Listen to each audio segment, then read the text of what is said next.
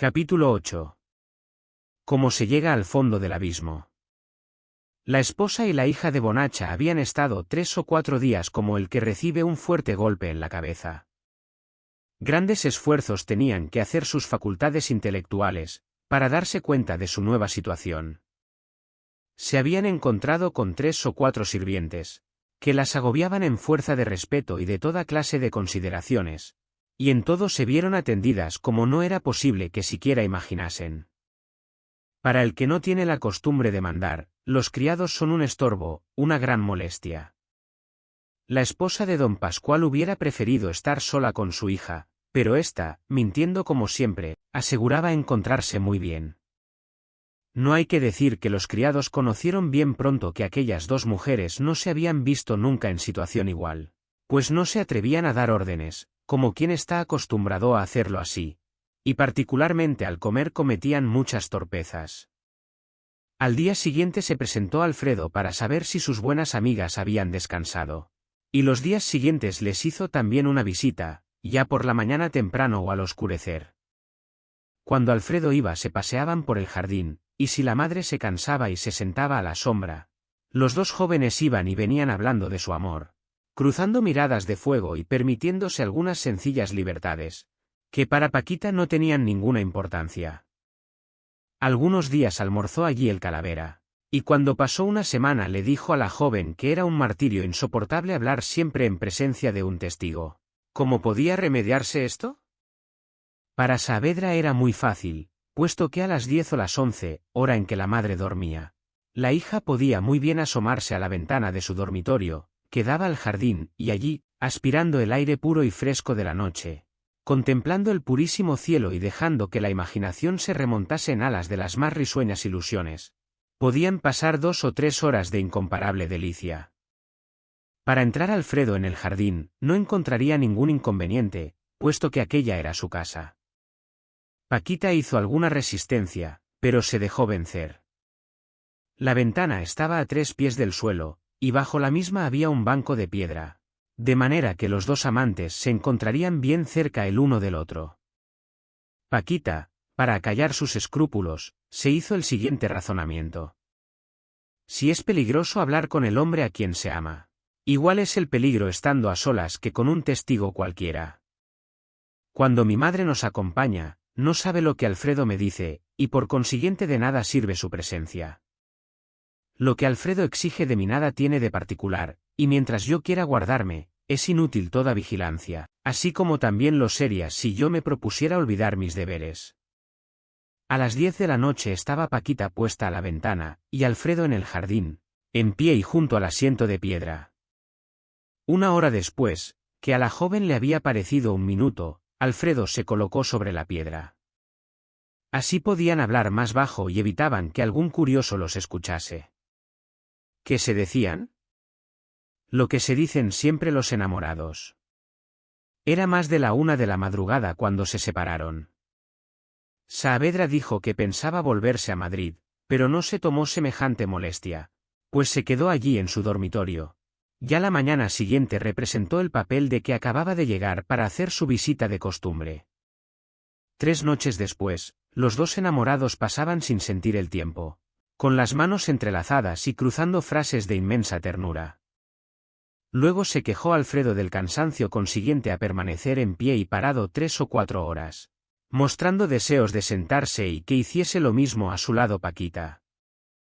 Estar sentados o en pie le pareció a la joven completamente igual, y se atrevió a salir de la casa, haciendo compañía en el jardín a su amante. Llegó un día en que se cansaban también de estar sentados, y paseaban cuando la luna esparcia sus nacarados resplandores. Paso tras paso se llega sin sentir a la cumbre de la montaña que nos parece inaccesible, o al fondo del abismo que habíamos mirado con horror. Ninguna mujer se pierde en un solo día, porque su perdición es una obra lenta, de cuyos adelantos ella misma no se apercibe.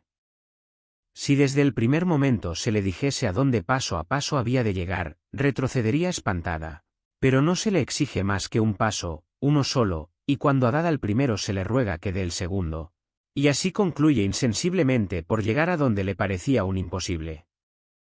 Cuando comprende su verdadera situación se horroriza y quiere retroceder, pero ya es tarde. La que no evita el primer paso, da el último. ¿Se comprende ahora la triste situación de Paquita? No había llegado al último punto de su perdición, pero llegaría. En la casa de recreo debía dejarse todas sus ilusiones, todas sus esperanzas, y algo más, que más que las esperanzas valía. Lo que sabemos ya que Juanito había hecho para vengarse, acabó de decidir al desalmado Alfredo. Si antes se había detenido por algunos escrúpulos, estos desaparecieron, y exclamó: «Bonito papel represento». Guardar consideraciones a esta clase de gente es una estupidez. Y decidido a no reparar ya en nada, fue aquella noche a la casa de campo. Paquita le salió al encuentro en el jardín. No comprendía la desdichada que su reputación estaba ya perdida en opinión de los criados. No comprendía que un hombre como Alfredo, si podía casarse con la que hubiera olvidado sus deberes, no se casaría jamás con la que olvidaba su decoro. Dice el adagio, que no basta ser buenos, sino que es menester parecerlo también.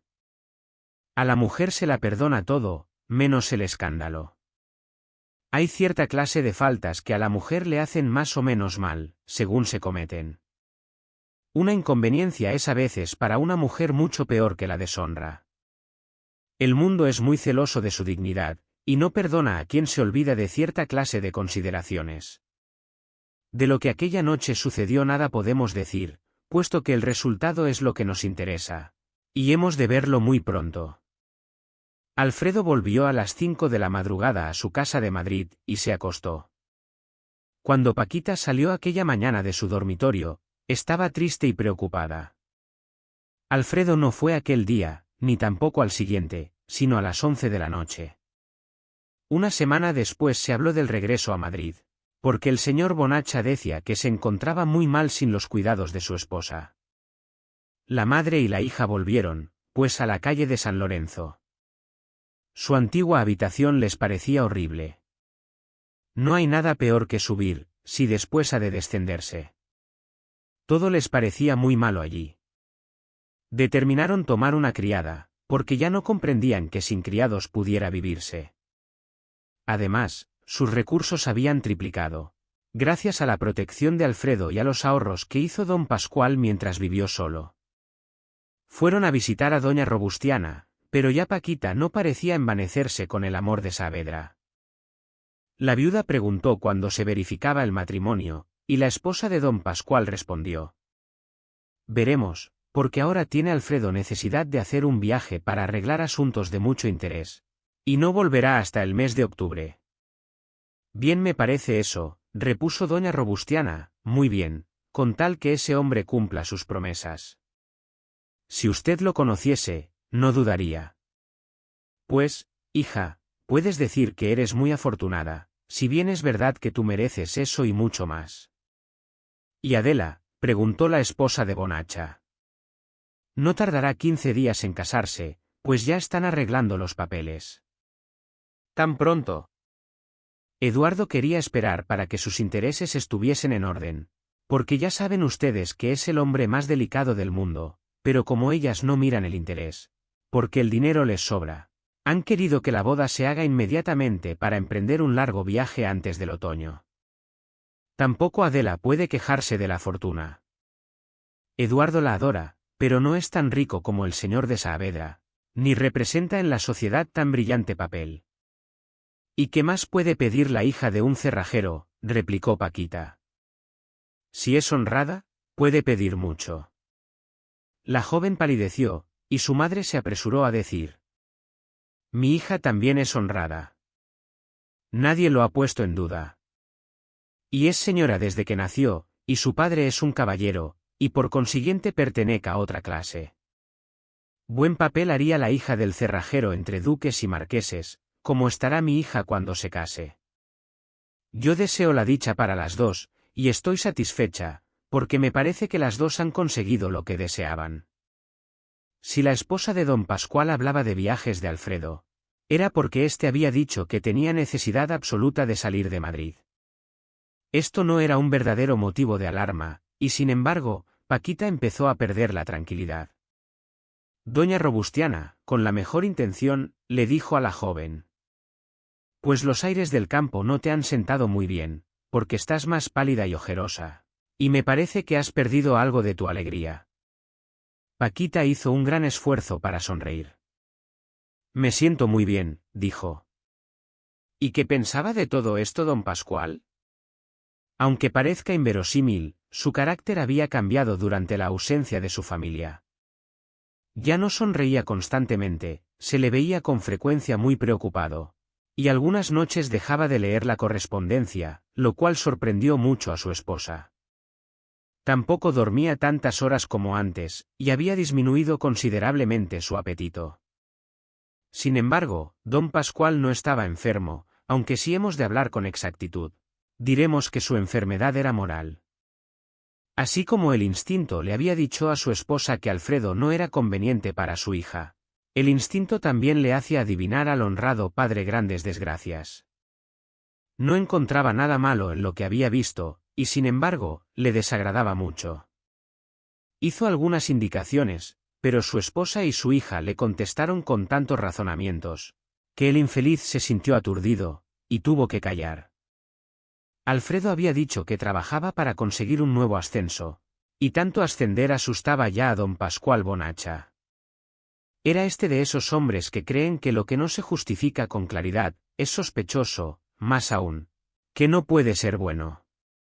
Así daba una prueba de recto juicio, que nada tiene que ver con el talento. Si a don Pascual le hubiese tocado el premio grande de la lotería, antes de cobrar hubiera enseñado el billete a todo el mundo para que nadie dudase de que era verdad, y para que de todos fuese conocida la procedencia de aquel dinero. Lo mismo le sucedía en cuanto a los adelantos tan rápidos y repentinos hechos en su carrera. ¿Por qué le protegía tan decididamente un hombre a quien apenas conocía? Esta pregunta debió hacérsela el mundo, y para explicarse el efecto intentaría buscar la causa. Para que ésta fuese adivinada no era menester más que una mediana sagacidad. Cuando Paquita estrenaba un vestido, don Pascual sufría, y tenía buen cuidado de hacer público que su hija trabajaba y ganaba cosiendo, y que el producto de su trabajo lo invertía en comprarse ropa. Así no daba lugar a que nadie preguntase de dónde salía el dinero que valían todos aquellos moños, volantes, pendientes y otros adornos por el estilo, pues era fácil que algún malicioso creyese que don Pascual explotaba a los que iban a rogarle que despachara pronto un expediente. El honrado Bonacha era, pues, una víctima de los extravíos de su hija, así como ésta debía ser al mismo tiempo víctima de Saavedra y de sus propias debilidades. De todos los personajes que hemos presentado, ninguno es digno de respetuosa consideración y lástima sino don Pascual, y aun a éste debemos acusarlo, porque no tuvo valor para hacer cumplir sus deberes a su esposa y a su hija. Muchos padres hemos conocido así, y sobre haber sufrido ellos mucho, han hecho muy desgraciados a sus hijos. Quien bien te quiera te hará llorar, dice el adagio. Bonacha no había tenido valor para hacer llorar a su hija. Muchas veces se hace un beneficio haciendo sufrir, y esto es lo que tal vez no había comprendido don Pascual. El hombre que no se considera con fuerzas para sobrellevar en todos sentidos la enorme carga de la familia, no debe creársela. Juanito no se descuidó, y apenas supo que habían regresado la esposa y la hija de don Pascual, dispúsose a proseguir su obra, yendo a casa de doña Robustiana precisamente media hora después que habían salido la madre y la hija. A Juanito le faltaba el valor para arrostrar frente a frente la tormenta, y buscó un camino indirecto.